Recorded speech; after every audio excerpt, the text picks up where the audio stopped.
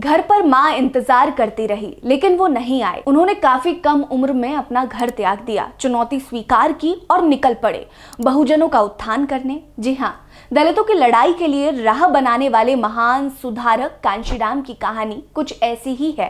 कांशीराम अगर आज जीवित होते तो दलित राजनीति का चेहरा कुछ और होता, दलितों की स्थिति ही कुछ और होती। कांशीराम ने बहुजनों की लड़ाई सड़क से लेकर सदन तक लड़ी।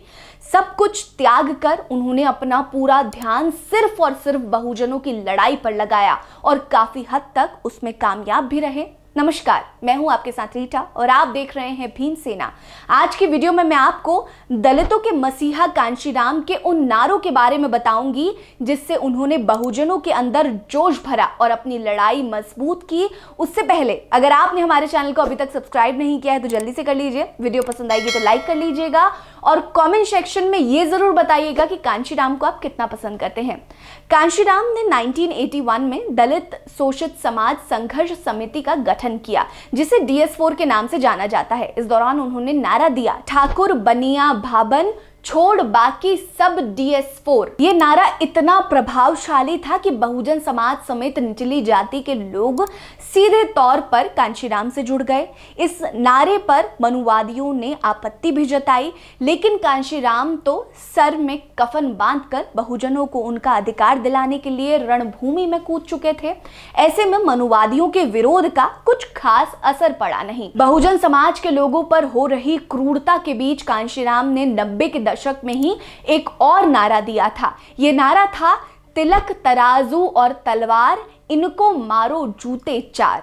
उनके नारे में तिलक ब्राह्मणों को प्रदर्शित करता है, तराजू वैश्य और तलवार क्षत्रियों को प्रदर्शित करता है। कांशीराम के इस नारे में गुस्सा दिखाई देता है, बहुजनों को समाज में उनके अधिकार दिलाने का ललक दिखाई देता है, संघर्ष दिखाई देता है, लड़ाई दिखाई देती है। 90 के दशक में जब कांशीराम देश में अपनी राजनीति स्थिति मजबूत कर रहे थे, तब उनका एक और नारा काफी ज्यादा चर्चा में रहा था। उनका नारा था, वोट हमारा राज तुम्हारा, नहीं चलेगा नहीं चलेगा।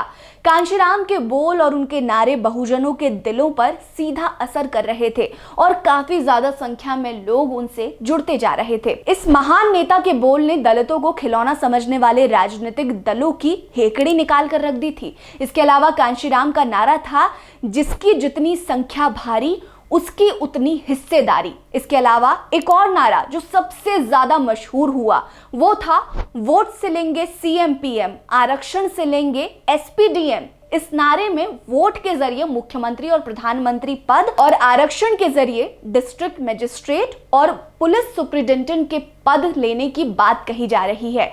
एक बार कांशीराम मंच पर भाषण देने के लिए खड़े हुए। उन्होंने पहली लाइन में कहा, अगर श्रोताओं में ऊंची जाति के लोग हों तो अपने बचाव के लिए वे वहां से चले जाएं। इसके बाद कांशीराम के समर्थन में जोरदार नारेबाजी हुई। उनकी रैलियों से ऊंची जाति के लोग गायब होते चले गए। वहीं कांशीराम का एक काफी फेमस कोट है जिसे हर जगह संदर्भित किया जाता है। उन्होंने कहा था कि जिनको जवानी में चमचागिरी की लत लग जाती है, उनकी पूरी उम्र दलाली में गुजर जाती है। हालांकि सत्ता प्राप्ति के बाद कांशीराम बहुजनों के लिए काम तो करते रहे, लेकिन अपनी तलख जबान और नारेबाजियों को कम कर दिया था।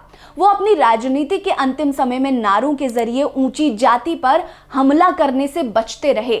आप कांशीराम को लेकर क्या सोचते हैं, हमें जरूर बताइएगा। बने रहिए हमारे साथ। नमस्कार।